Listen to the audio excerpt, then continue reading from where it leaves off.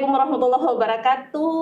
Hai sahabat dimanapun Anda berada, kembali lagi bersama saya di podcast di Inspirasi bersama saya dan tentunya dengan narasumber saya. Nah sahabat semua, narasumber saya kali ini adalah seorang influencer Sulawesi Barat.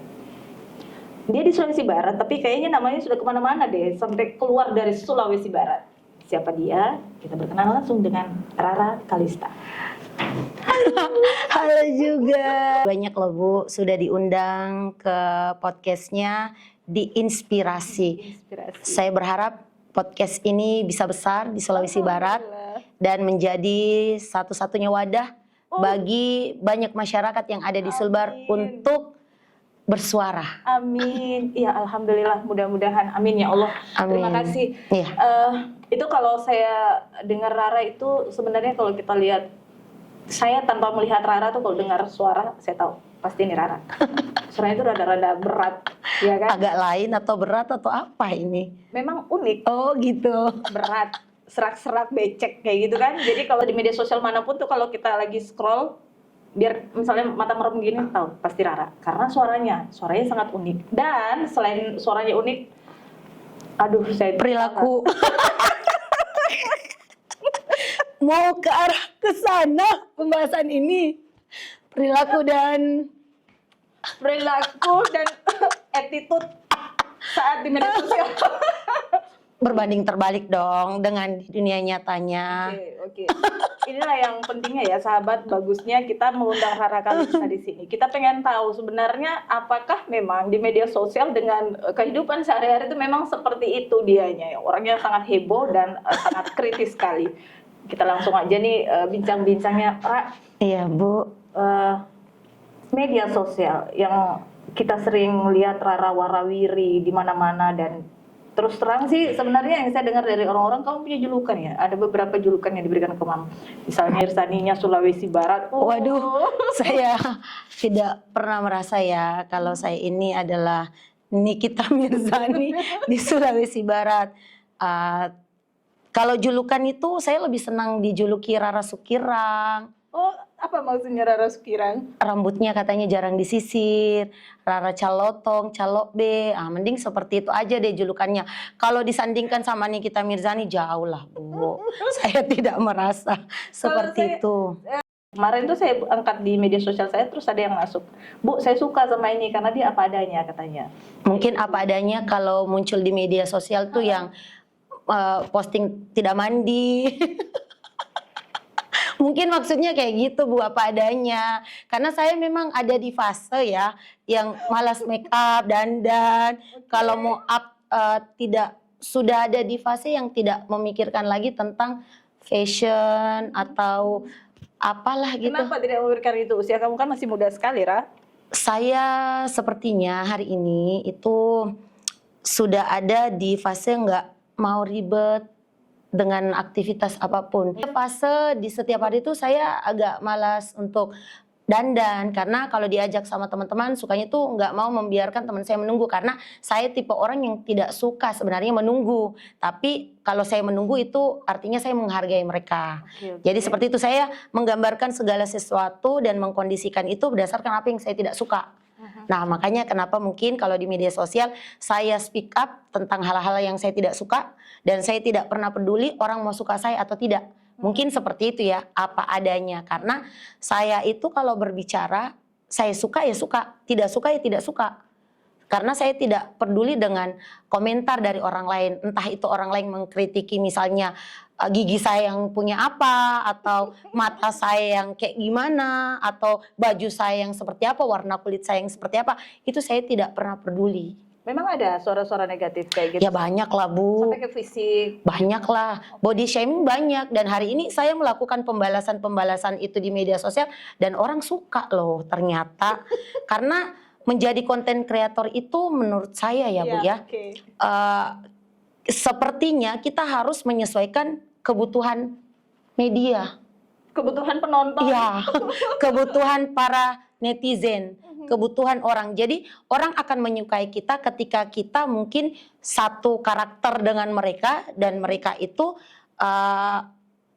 tidak suka dengan orang yang kita bicarakan.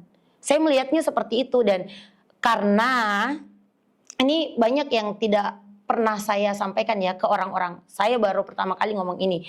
Jadi orang-orang itu berpikir di media sosial itu saya adalah Rara yang seperti itu ketika menghadapi permasalahan-permasalahan. Padahal saya itu mencoba untuk keluar dari Rara Kalista yang sebelumnya, yang ketika ada orang yang mencoba mengganggu saya silent treatment. Saya tidak pernah klarifikasi, mencari validasi atau Sebelum ini. yes, sebelum ini. Saya adalah orang yang sibuk dengan pekerjaan saya. Saya adalah orang yang sibuk dengan keluarga saya, seperti sekarang ini saya tetap masih sibuk dengan keluarga. Fokusan saya itu satu, sukses untuk membahagiakan orang tua saya dan anak saya, seperti itu. Tapi di sisi lain ternyata konsekuensi bermain media sosial itu berat, Bu. Berat banget. Jadi di awal-awal saya mencoba untuk membranding diri saya untuk menjadi Rara Kalista yang saya inginkan, misalnya dikenal sebagai Rara yang hidupnya itu bisa memotivasi orang lain, dikenal sebagai Rara yang bisa untuk mendampingi, mendampingi orang-orang yang butuh pendampingan sosial. Misalnya seperti itu. Saya pernah membranding diri saya ke sana karena memang saya suka dan hobi melakukan itu. Mungkin Ibu masih ingat kan, saya beberapa kali mendampingi pendampingan di masyarakat, bantuan sosial kemanusiaan, kemudian hal-hal yang perlu untuk disuarakan itu sudah sebelumnya saya lakukan sebelum hari ini. Tapi sekarang orang-orang mengenal Rara itu seolah-olah hal-hal kebaikan tidak pernah saya lakukan, justru malah sekarang yang saya lakukan adalah huru-hara. Makanya mungkin kenapa orang menyandingkan saya seperti Nikita Mirzani. Walaupun sebenarnya saya senang sama Nikita. Kenapa saya suka sama sosok Nikita Mirzani? Karena saya melihat dia juga seperti itu, apa adanya. Tapi dalam konteks apa adanya bukan tentang apa yang dia suarakan ya. Karena saya juga kadang-kadang itu tidak setuju dengan beberapa hal yang dia suarakan. Tetapi yang saya suka adalah dia itu adalah orang yang apa adanya dengan segala fashion dia. Dia tidak takut dikritik oleh masyarakat tentang fashion dia. Karena Rara yang sebelumnya itu fashionable banget, Bu. Jadi saya suka Nikita Mirzani itu dari fashion awalnya ya. Tapi kemudian orang menyanding-nyandingkan ke sana. Di sisi lain saya lihat secara kasat mata saya dan pandangan saya secara pribadi, ya memang ada beberapa karakter cara berpikir itu saya kurang lebih mirip. Apalagi kalau misalnya soal bersuara. Ya. Dan saya seperti ini bukan baru sekarang, Bu. Dari SD saya udah emang kayak gini, suka protes, suka menyuarakan hal-hal yang tidak saya suka karena memang saya itu di keluarga diajarkan ketika kita bisa untuk menyampaikan apa yang kita rasakan, jangan pernah memendam itu menjadi sebuah kesedihan, lalu nanti masalah tidak selesai. Jangan silent treatment. Kita memang harus bicara. Sebelum ini kan pernah Rara mengalami silent treatment itu tadi? Pernah, karena saya dulu suka mikir kayak gini, Bu. Kalau saya misalnya ada masalah terus orang ngejahatin saya, jangan balas. Karena kalau kita ngebalas, apa bedanya kita dengan orang itu? Itu dulu. Akhirnya kecewa dengan. Saya bukan kecewa ya. Saya bukan kecewa. Tapi di perjalanan itu saya melihat dampak-dampak yang bisa ke depannya itu merugikan saya secara pribadi, merugikan keluarga saya secara pribadi. Jadi sampai pada akhirnya saya memilih bahwa saya tidak bisa untuk membiarkan siapapun yang melakukan hal-hal buruk kepada saya. Selama saya bisa untuk membela diri, melakukan perlawanan saya, membalas sesuai dengan porsi, maka saya akan lakukan itu semampu saya. Karena yang bisa membela diri saya bukan orang lain, tapi diri saya sendiri. Lebih tepatnya sih saya mulai sayang sama diri saya. Saya melakukan itu bukan untuk membuat orang lain bangga atau ngefans sama saya atau suka sama gaya saya yang seperti ini, bukan. Tapi saya melakukan itu untuk menjaga hati saya agar dapat kesenangan. Karena kalau saya membiarkan orang lain misalnya melakukan hal-hal yang zolimi menurut kamu, kemudian kamu diam, itu akan mengganggu aktivitas saya. Jadi akhirnya saya tidak akan produktif karena saya akan memikirkan itu. Tapi kalau kemudian saya melawan, saya justru merasakan ketenangan, kenyamanan karena saya desain perlawanan saya dalam konotasi hiburan. Oke, jadi bisa sedikit disimpulkan bahwa yang kamu lakukan di media sosial, cuap-cuap kesana kemari misalnya, itu adalah bagian dari jawaban kamu terhadap perbuatan orang-orang. Iya, dan saya ingin mengedukasi kepada orang-orang bahwa kalian tidak boleh diam di media sosial karena ketika kalian dizolimi oleh orang lain lantas kalian diam, maka itu akan merusak mental kalian. Karena media sosial itu tempat orang-orang bebas untuk mengetik, menyampaikan apapun, yes, dan sifatnya itu bisa merusak. Kalau kamu sendiri mengatakan bahwa terzolimi akhirnya cuap-cuap, apa bentuk penzoliman yang kamu terima? Oh banyak Bu, kalau media sosial? Banyak banget. Kalau itu saya mau ceritakan panjang Bu ya. Yang jelas di media sosial itu saya bukan baru hari ini menjadi konten kreator. Bukan, itu sudah jauh sebelumnya saya lakukan sebelum orang-orang menyentuh dunia itu. Tapi waktu itu kita belum tahu nih namanya adalah konten kreator. Karena sebelum orang-orang ngedit video, posting di media sosialnya, saya sudah jauh melakukan itu. Pada saat itu saya melakukannya ketika saya ingin melakukan bantuan sosial ke masyarakat yang membutuhkan bantuan saya. Jadi itu sudah akhirnya diekspos oleh media sosial. Betul banget Bu. Cuman media sosial saya hilang, lupa sandi kan. Waktu itu saya fokusannya memang bukan ingin menjadi konten kreator ya, tapi saya memanfaatkan media sosial yang saya punya untuk ya mengeksplor apapun yang ingin saya eksplor di sana. Termasuk tentang kehidupan sehari-hari saya atau apapun yang ingin saya posting kayak gitu. Jadi kamu membalas perbuatan yang menurut kamu penzoliman itu di media sosial dengan gaya kamu yang cuap-cuap, tapi untungnya adalah orang-orang suka dan itu menghasilkan sesuatu. Saya ya betul menghasilkan sesuatu, saya bersyukur ya, alhamdulillah Allah kasih jalannya ke sana. Tapi kalau dibilang seneng, saya dicintai atau disukai oleh banyak orang karena huru hara ini, sebenarnya saya nggak seneng Bu, serius sumpah. Saya tidak senang, saya tidak sesenang itu. Tapi jangan berubah, saya juga suka dengan huru hara kamu. Soalnya kalau kamu berubah, tidak ada lagi yang bisa huru hara seperti kamu kan? Saya jujur ya, sebenarnya tidak senang, tapi memang saya ingin mengajarkan kepada orang, coba deh kalian tuh jangan ngadu ke saya. Jangan ngadu. Iya banyak. Oh jadi bukan cuma masalah kamu yang kamu speak up cop-cop itu, ada masalah orang juga? Banyak yang ngadu bahkan mau ngebayar. Oh. Banyak Bu. Nah saya di sini tuh sebenarnya berarti dia melihat kamu sosok yang berani. Melewat kamu dia tidak bisa ngomong tuh. Akhirnya lewat. Nah ini yang sekarang saya lagi mikirin nih. Kalian punya media sosial yang sama dengan saya. Terus kalian juga bisa speak up. Kenapa kalian tidak speak up menggunakan media sosial kalian? Ini yang coba saya ingin ajarkan ke orang-orang bahwa coba deh, kalau misalnya kalian dizolimi sama orang, ya lawan. Jangan diam dan ngadu sama orang lain dan orang lain yang kalian suruh untuk menyuarakan apa yang kalian rasakan. Karena dia tidak mampu. Karena endingnya tuh orang jadi ngebenci saya seolah-olah saya ini melakukan itu karena saya suka cari ribut sama orang. Oke, pertanyaannya sebelum jauh ke sana. Di antara orang-orang di luar sana yang meminta pertolongan Rara buat speak up, buat bantuin saya dong, gitu kan, cari dukungan. Di antara 10 misalnya yang minta, berapa banyak yang Rara mau bantu? Atau bantu semua, atau Rara pelajari dulu, kamu dasarnya apa, kenapa masalahnya, atau seperti apa? Tidak semua, memang betul saya pelajari ya, karena konsekuensinya pasti akan ada ke saya. Jadi saya lihat dulu kalau memang membantu orang-orang ini bisa membuat mereka mendapatkan misalnya bantuan hukum, terus bisa misalnya membantu mereka untuk mendapatkan keadilan, maka saya akan bantu mereka. Tapi dengan catatan mereka harus cerita sejujur-jujurnya.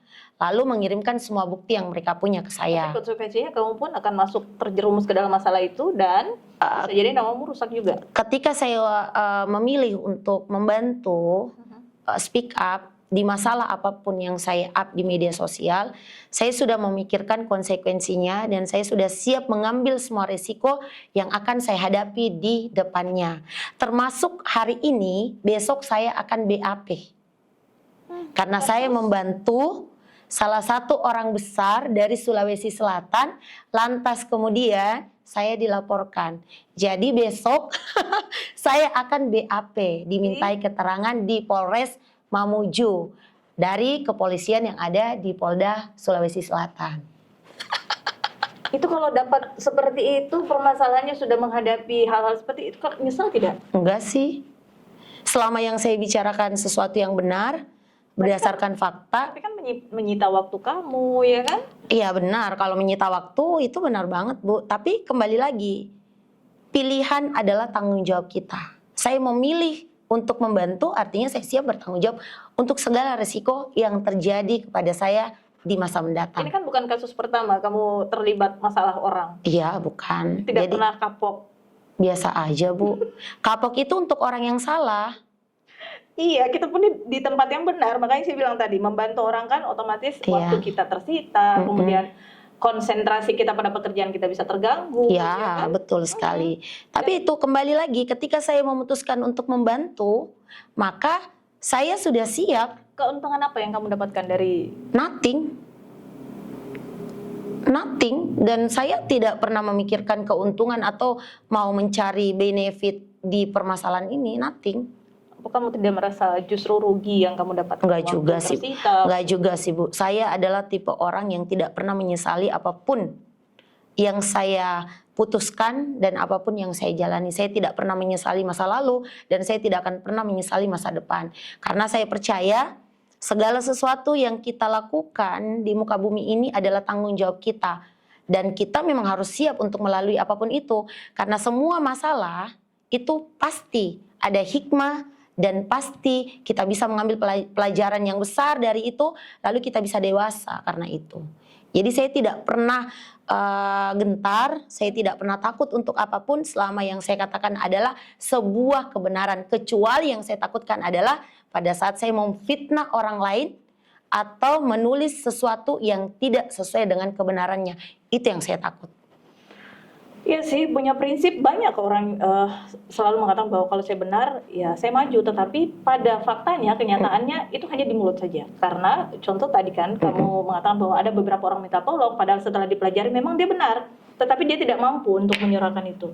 Dan kamu sendiri mampu untuk menyerahkan itu meskipun bukan permasalahan kamu. Dan sampai saat sekarang ini sahabat, dia juga Rara pun tidak pernah merasa bahwa saya merasa rugi, entah waktu saya, entah fokus saya, entah konsentrasi apa, tidak ada, karena memang mau membantu.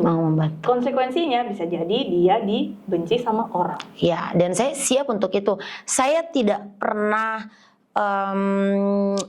takut untuk dibenci sama orang lain, karena seperti kata banyak orang, yang saya takuti hari ini adalah ketika saya tidak punya money.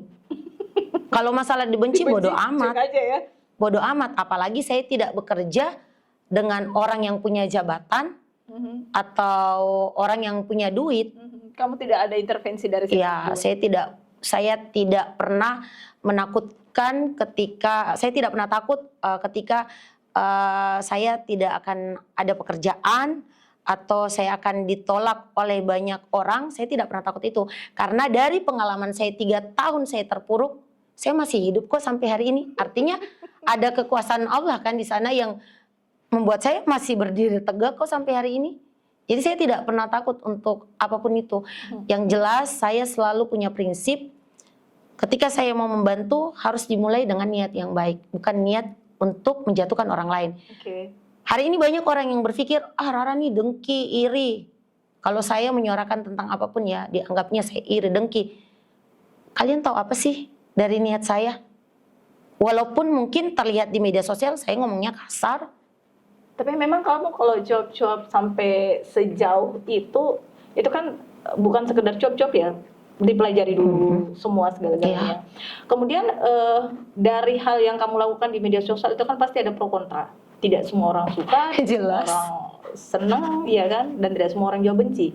Nah, kalau disuka sih ya oke lah. Kalau saya secara manusiawi juga kalau disenangi di medsos, alhamdulillah, ibu yang baik hati, kita senang. Tapi Kalau ada komentar-komentar negatif tentang kamu, bagaimana kamu menanggapi itu? Saya balas dong. Oh ya, Saya balas. dengan kata-kata yang sama, Saya balas, lebih kasar lagi. bukan lebih kasar lagi ya. Saya balas sesuai dengan mood saya. Oke. Kalau mood saya lagi bagus ya saya ajak main lah. Oke, kalau moodnya lagi tidak bagus. Ya saya jabanin sampai dirinya capek. Dan banyak netizen-netizen yang saya jabanin sampai mereka nyerah untuk membalas komentar saya. Ya Allah. Karena begini Bu, ketika mereka masuk komentar jelek, itu saya sudah niat, saya akan jabani sampai 3 hari. Nah baru setengah jam mereka udah capek. Besoknya kalau dia masuk lagi, saya balas lagi. Tapi itu bahannya dari mana sih kalau misalnya ada yang berbalas komentar negatif? Kalau saya sih entah ya, kalau mau berbalas panjang, saya mau jawab apa ini ya? Kalau saya memang tipenya tuh harus disenggol baru ada bacotan. Saya nggak bisa, biar disenggol sekalipun jangan Ya, colek itu- disenggol, saya nggak bisa jawab. Itu Gini, kan ibu ya. iya, misal kayak gini. Ini pengalaman saya ya, pengalaman saya. Saya kan baru tuh main-main medsos. Kalau ada komentar negatif yang masuk dan kayaknya menyentuh hati saya, Dihapus, saya hapus. diblokir. Saya tidak pernah menghapus komentar, apalagi memblokir. No, boleh dicek di media sosial saya. Saya tidak pernah blokir siapapun, saya tidak pernah hapus komen Gila. siapapun. Saya akan baca ketika memang itu saya akan baca ketika saya mood untuk membacanya. Dan saya pasti balas kalau saya lagi mood. Kalau saya tidak mood, ya paling saya screenshot, saya posting, saya tag. Begitu. Gitu ya. Tidak seperti saya. Saya pernah sekali juga dapat, saya bikin status terus ada teman, dan itu teman saya kenal, pernah saya ketemu di mana, dan enggak Bu, ini masalah politik tempo hari. Saya pilih A, dia pilih B. Saya telepon karena saya tidak enak. Ngapain pakai komentar begitu? Saya udah suka gini. Saya tuh bukan tipe orang yang seperti itu. Saya blokir, ya Allah. Kalau kalian masuk ke kolom komentar saya, artinya kalian menyediakan waktu untuk menerima konsekuensi yang akan saya balas, begitu. Dibalas terus. Ya saya pasti balas lah. Kalau ngajak saya komen-komen, ya saya pasti balas. Berarti memang kalau ingin menjadi konten kreator, seorang konten kreator yang mau sukses, memang mental harus kuat ya? Saya tidak paham konsepnya Bu ya, karena Iyalah, kan mental kamu kan kuat. saya tidak paham konsep bagaimana seorang konten kreator ya, karena yang jelas saya itu menjuluki diri saya sebagai konten kreator pada saat saya dapat gaji dari Facebook. Oke. Dari medsos. Ya, dari medsos. Jadi ketika saya dapat gaji dari medsos, baru saya menyebut diri saya, oh saya konten kreator ya, karena di sana tertulis konten kreator. Dan ada dolarnya. Alhamdulillah. Nah, ini juga saya mau dari kemarin-kemarin kan sempat saya lihat semua video-video Rara yang berterbangan di medsosnya yang astagfirullah. Saya demi Tolong saat jangan ini- dicontoh ya. Kenapa? Ambil yang baik, jangan tiru yang tidak baik ya. Yang menurut kamu tidak baik apa? Ya hal-hal yang bisa misalnya membuat kalian berdosa. Nonton jadikan hiburan aja, tapi jangan ikut-ikutan ya. Saya terus terang saya lihat semua, saya ketawa, saya bilang, saya sampai saat ini terus terang ya, sampai saat ini kalau saya foto diri saya atau saya nge-rec video saya paling tidak mau menampilkan orang bilang aib wajah yang dalam keadaan apapun. Saya tidak mau, selalu itu mau yang ditampilkan yang Perfeksionis. yang perfect. Kalau udah perfect, gaya sudah oke, kalau sudah on point semua tayangkan. Tapi Rara terus terang, saya kemarin ya Allah, sampai hidung, gigi semua terbuka.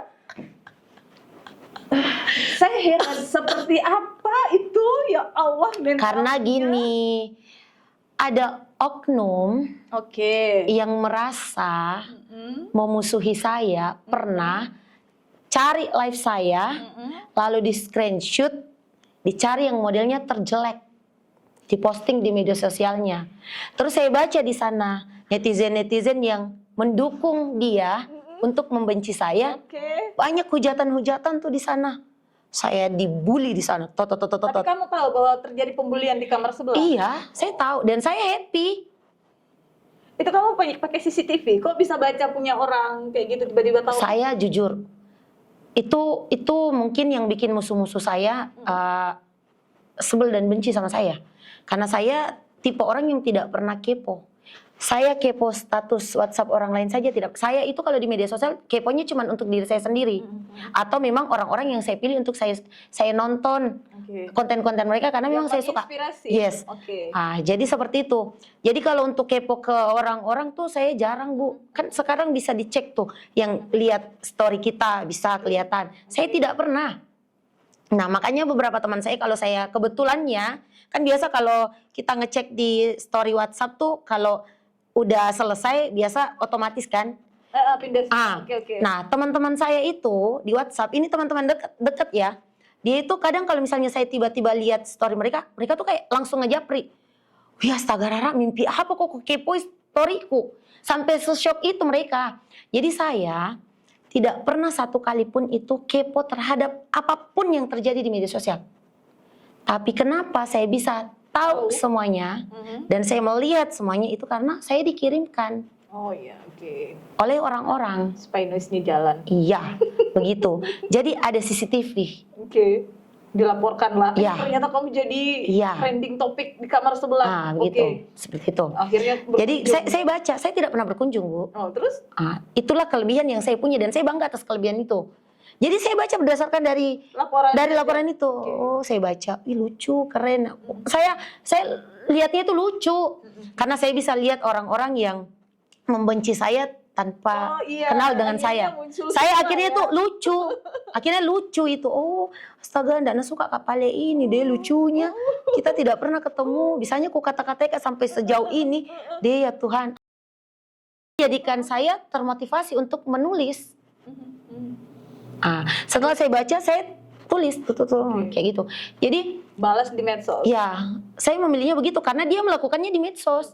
Kecuali dia ngejapri saya, maka saya akan balas dengan japrian. Kalau dia telepon saya, kita akan serang-serang di telepon. Tapi ini kan dilakukan di media sosial. Maka menurut saya, ya saya harus membalasnya di media sosial dong. Kan nggak fair. Akhirnya terjadilah huru-hara ini yang begitu panjang. Dan akhirnya saya jadi melihat ini sebagai peluang untuk menghibur orang lain yang lagi gabut. Karena yang saya lihat di media sosial, tempat saya aktif itu hal-hal yang kayak misalnya curhatan-curhatan yang tidak berbobot.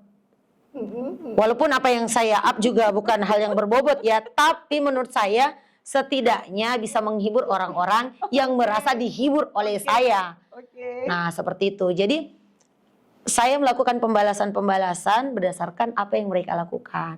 Tapi kesannya tuh kayak seolah-olah Rara yang memulai, Rara yang iri, dengki. Karena orang-orang itu ya sekarang di media sosial ketika pakai baju seperti ini, jas seperti ini dengan make up yang rapi, tutur kata yang selalu dijaga dengan baik. Gue banget itu. Kalau mereka, apalagi misalnya ditambah postingan-postingan yang posting duit lah atau apa, posting kesuksesan, itulah yang disuarakan oleh Doktif. Doktif menyuarakan untuk orang-orang flexing dengan gaya, terus duit, itu stop.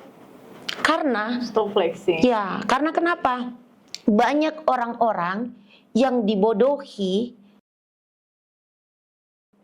terpengaruh untuk kayak menyukai sekali, padahal yang dia suka itu bukan sesuatu yang harus disukai. Dia mengidolakan seseorang. Seseorang, walaupun seseorang ini melakukan kesalahan, dibela mati-matian sehingga orang yang tadinya salah ini jadi besar kepala. Dan apa yang dia tulis lewat klarifikasinya, meskipun itu sebuah kebohongan, akan dipercaya oleh orang-orang yang bodoh tadi ini. Makanya waktu itu saya memilih untuk saya harus speak up. Minimal saya sudah mencoba untuk menyampaikan kebenaran-kebenaran ke kalian. Persoalan kalian mau percaya atau tidak, I don't care about that. Tapi apa yang pernah Rara saking sebelnya kayak tadi menyampaikan bahwa saya sudah pernah menyampaikan ini tapi mereka tidak. Hal apa yang pernah disampaikan? Sampai kecewa begitu, kok orang nggak dengar ya? Saya tidak pernah kecewa lantas melakukan itu. Ini juga perlu diklarifikasi. Banyak orang yang berpikir saya tantrum, terus saya marah, protes. Sebenarnya apa yang saya suguhkan itu entertain. Tujuannya entertain. Berarti tujuannya memang untuk viral ya? Untuk menghibur, bukan viral. Beda dong. Karena viral itu takdir loh, Bu. Oh gitu. Yes, Kalau di takdir. medsos, oh Iya. iya. Ibu bukan mau settingan, bukan settingan. Bukanlah. Ibu mau buat konten apapun kalau itu bukan takdirnya ibu untuk viral, tidak. Gitu. Ya. Saya kasih contoh, Bu ya. Saya akan buka media sosial saya ke ibu ya. Karena FYP itu viral. Jadi banyak orang-orang mungkin berpikir viral itu disetting, tidak bisa Ibu. Coba Ibu bisa. Maunya begitu. Coba lihat. Ini punya siapa nih? Ini punya saya. Ini baru-baru FYP lagi kan? FYP. Nah, ini FYP baru-baru. Ini tidak, ini FYP. Orang mungkin pikir, coba bisa dilihat, saya bukan tipe orang yang kayak gila-gila konten kok. Walaupun saya konten kreator ya. Tapi saya tidak gila-gila konten, apa-apa saya tidak kontenkan kok. Hal-hal yang mau saya kontenkan, kalau hal-hal yang tidak, ya tidak. Jadi pada saat membuat konten memang tidak ada niat bahwa ini bakal viral, dilempar aja. Dilempar. Viral, sesuka hati saya dan semutnya saya. Saya tidak pernah meniatkan sesuatu itu dengan tujuan yang tidak bagus. Walaupun yang saya posting itu sungguhannya tidak bagus. Kembali lagi, manusia tahu nggak niat saya apa? Misalnya nih, dengan yang merasa bermusuhan dengan saya. Sama misalnya, saya skip dulu ya yang merasa bermusuhan dengan saya. Saya bahas dulu tentang kasus-kasus misalnya dugaan perselingkuhan. Itu saya sebelum posting-posting, saya niat loh. Pernah? Saya selalu seperti itu. Saya pasti niat. Misalnya niat saya, ya Allah, saya akan up masalah ini dan saya akan bantu ibu ini untuk menyuarakan hak dia sebagai istri sah. Semoga perempuan yang mencoba merebut suami istri sah ini diberikan kesadaran. Lewat kata-kata yang akan saya ucapkan, walaupun itu kasar, semoga ini bisa menyentuh hati dia untuk menjadi manusia yang baik. Saya niat kayak gitu.